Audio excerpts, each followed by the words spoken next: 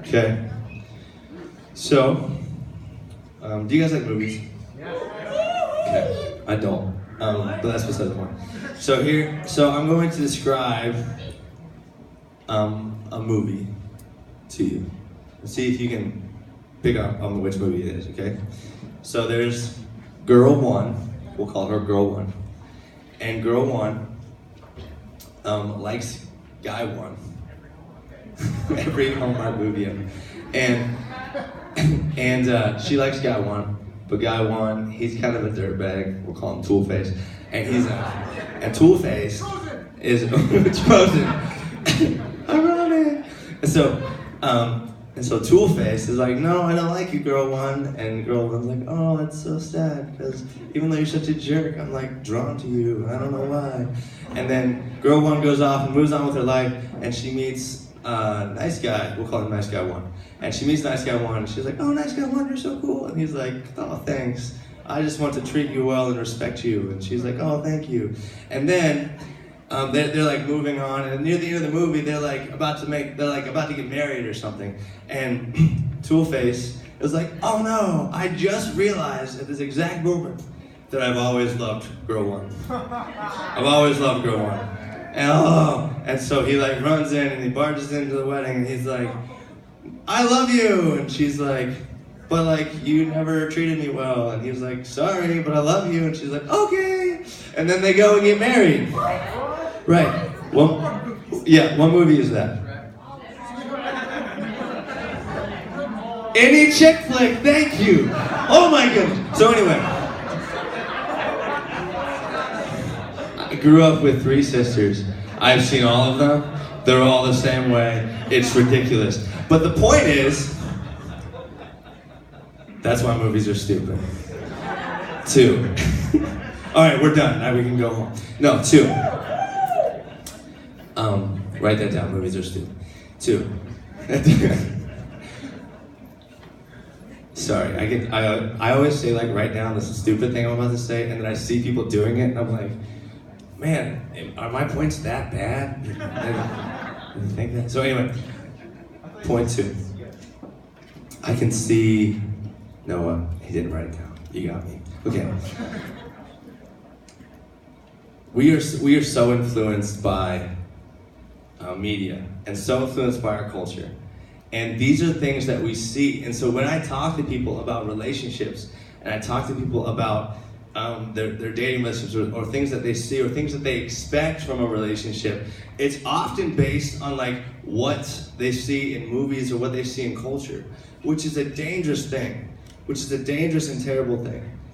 And it worries me that we base that people can base, maybe not you specifically, or maybe you don't realize you do it, but that people can base what they expect from a relationship or what they expect love or intimacy to be like based on what culture dictates it to be. And not just movies, but like we can see, and you've seen like some bad relationships in your life, right? Like you've seen some people you're like, they shouldn't be together, or like, wow, what are they doing? And but those things still influence us. And if you've been in a bad relationship and you've had baggage, just like Natalie said last week, this is not a rejection of that. This is not judgment of that. There's nothing like that. It's just like rocks in the bag, like Natalie said last week. And that's okay. God loves you with all your rocks. We love you with all your rocks, but we want to try to protect you from getting more baggage and putting more rocks in your bag. And what I worry about, and I want to beg you to consider is that the love you see portrayed in culture and within our world isn't what real love is. And isn't what real intimacy is. Because it's not. It's not. Because when we look at 1 Corinthians 13, Paul, he was an apostle and a writer, and he writes about what love is. He describes love as being kind and patient and not self-seeking and not rude. And doesn't keep record of wrongs, and perseveres. And when we see these things, like when I see our culture, what I see is a love that is self-seeking. What I see is people all in it for themselves, and that is a dangerous place to be, and that is a sad place to be, if that's what your view of relationships is. Because love is supposed to be so much more than that. It's supposed to be so much more than that. And on top of that, it's supposed to be something that perseveres. And when I say perseveres, it's like, it's not always like easy to love. Like Shelby would tell you, Shelby's my wife in case you don't know. Shelby would tell you that I am not always easy to love. I know you guys are surprised, but it's true. But I'm not always easy to love.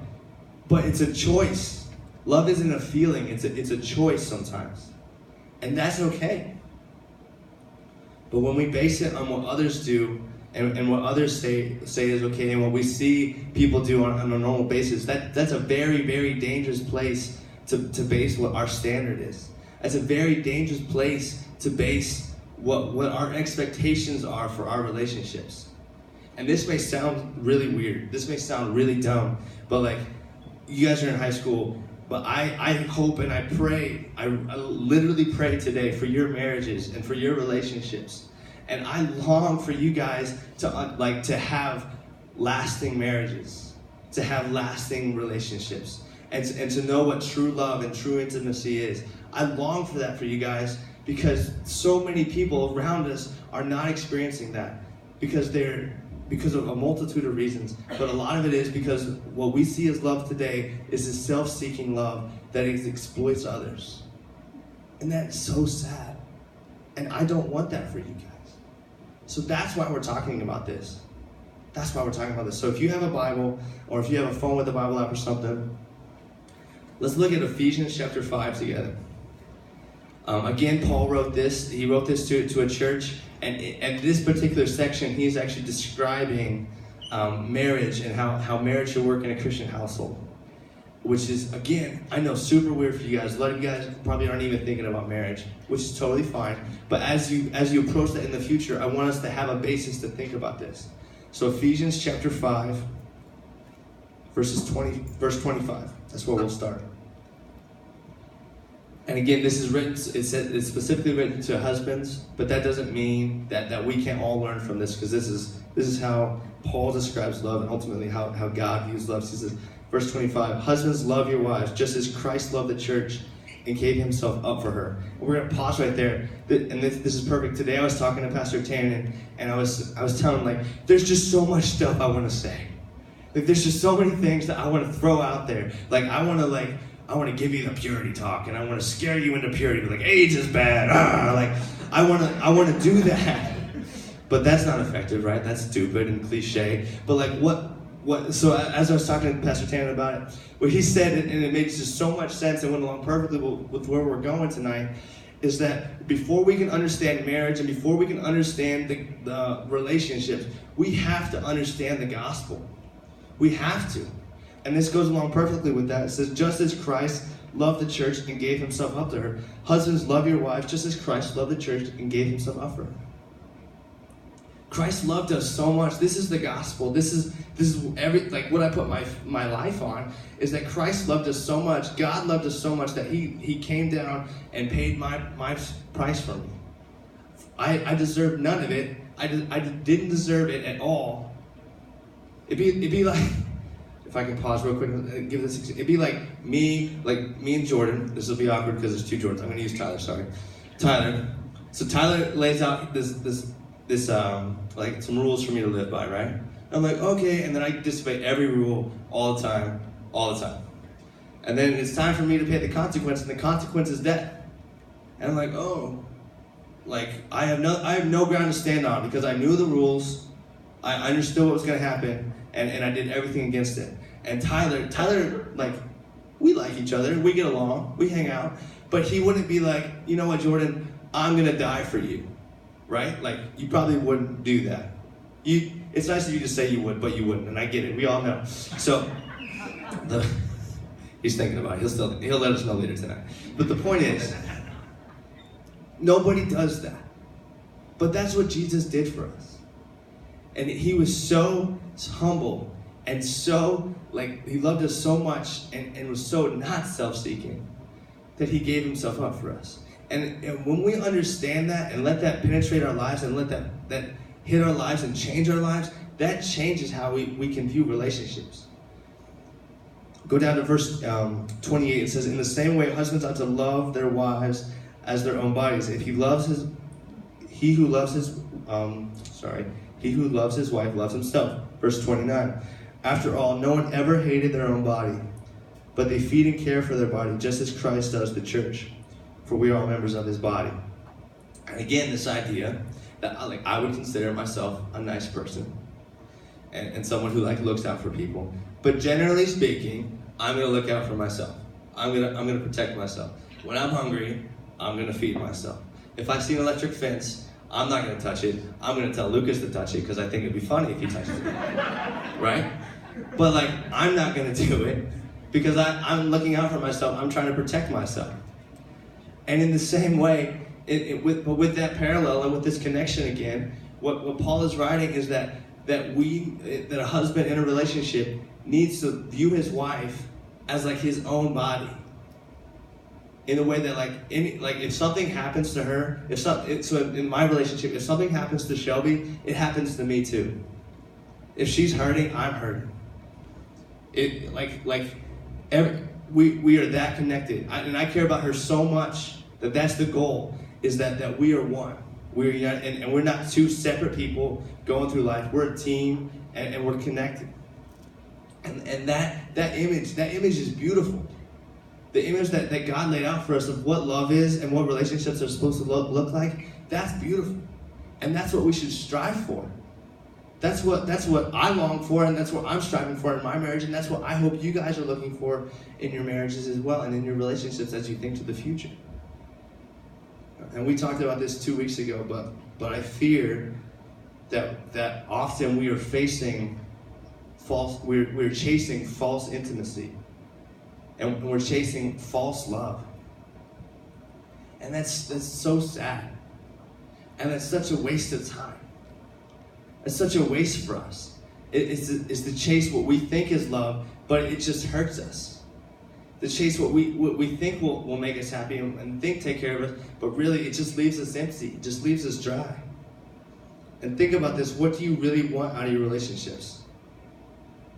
Because what we're getting from modeling and what we see from culture and from different relationships in our world is drama, is anger, is looking out for yourself, are all these things that add up to basically being selfish and basically being proud. And that's so. If that's your outlook on life, you will always be lonely. And your relationships won't work, because if you're looking out for yourself, then where's that? How can that person even trust you? And I don't want you guys to have wasted relationships. I don't want that. And also, when we go into relationships looking for what we can get out of it, and that's wrong. But that's a common view. That's a common view within our world and with our friends. I have friends that are like that, and they're looking for what they can get out of their relationship. And that's not the way we see that God laid out for us to have relationship and to seek love. And it doesn't work on top of that. I'm gonna read this part because I'm afraid if I go off script I'll say something that I'll regret. So I said this 2 weeks ago. If you are someone who requests special photos, you are a selfish piece of junk. And you are exploiting a person for your own pleasures, and on top of that, creating a false sense of intimacy. If you're someone who's doing that, who is abusing someone, who is requesting photos, you are just exploiting them. You are hurting them, and you are hurting your view of intimacy. And I think on any level, on any level within the world, exploiting someone is bad. Not just in my biblical worldview. Exploiting someone is bad, and if you are using someone for your own personal gain and your own personal satisfaction, that is wrong. That is just wrong. And if you're someone that has been sending those kind of photos, I want to tell you that you're a victim and that you're being taken advantage of, and you deserve better than that. Because that's not what real love is. That's not. That is not kind. That is purely self-seeking. Purely self-seeking. We can remember what Paul said about that. When we want to look at what love is, we can remember what Paul said. We can look at what Paul said about it, because that's what it's supposed to look like in our lives on a daily basis. We often base what's okay on what others do and don't do. Natalie touched on this a little bit last week, but if you're basing your morality and your decisions, even within dating, on what you see is okay around you, and like what your friends do and stuff, that's not a good grid to go through, because they're not any farther along in life than you are. It's not a good grid for me to go through if I don't have input from someone older than me. So that's why I do. That's why I meet with I've been meeting with a guy named Sam Yader every Friday for the last three or 4 years. He's 20 years older than me. He's been exactly where I am. And I need that kind of influence in my life. And that's what your leaders want to be in your life. It is that positive influence. So run stuff past them. If you have a question about dating or relationships, run it past them. They want to process that stuff with you. We look to the wrong things when we look for love. We look at what we can get out of it. We look to feel popular. We look to not feel lonely. Those things aren't the right way to pursue. And I'll tell you this, and I don't know if this will make sense or not, but if you try to find, we talked about this 2 weeks ago, but if you try to find your satisfaction in what other people think of you, you'll never be happy. You'll never be happy. And you'll never be happy until you understand what God's love means in your life. So evaluate what you're looking for in a relationship and what you're trying to get out of it. I really do want your relationships and your marriages to be successful. I do. I long for your futures to be bright. And that's what I keep praying for. And we're going to sing a song now. We're going to sing Ever Be. And the point of this song and the praise in this song is that we'll just keep praising God. We'll keep looking to God. And if we can do that with our life, that's our refocus. Natalie talked a lot last week about how our Bible is our what? Our compass. Our Bible is our compass. And we get to praise God. We get to connect with God because God desperately wants to connect with you. He paid the price for you so that you didn't have to. And through that we get to praise Him. So God, I pray that chat groups tonight would be awesome. God, I pray for just your protection on chat groups. Lord, thank you so much for loving us. Just stop and think about the gospel. God, thank you so much for that. God, show us what true love and true intimacy is. We are praying. Amen.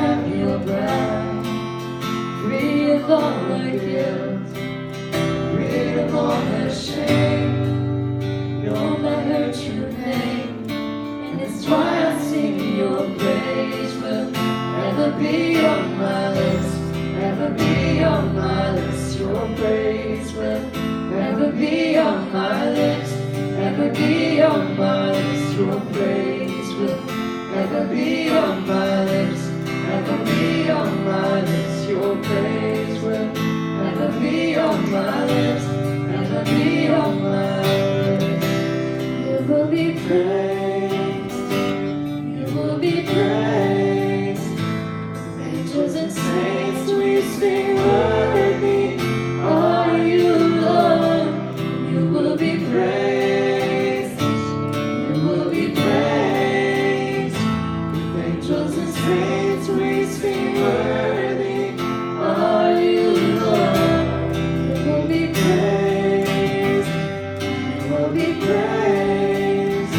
Angels and saints we sing, worthy are you, Lord. That's why I sing your praise will ever be on my lips, ever be on my lips. Your praise will ever be on my lips, ever be on my lips. Your praise will ever be on my lips, ever be on my lips. Your praise will ever be on my lips, ever be on my lips. God, what better example of love than what you do for us and what you did for us? Please give us your perspective and help us to have good discussion in our chat groups. Amen. Amen.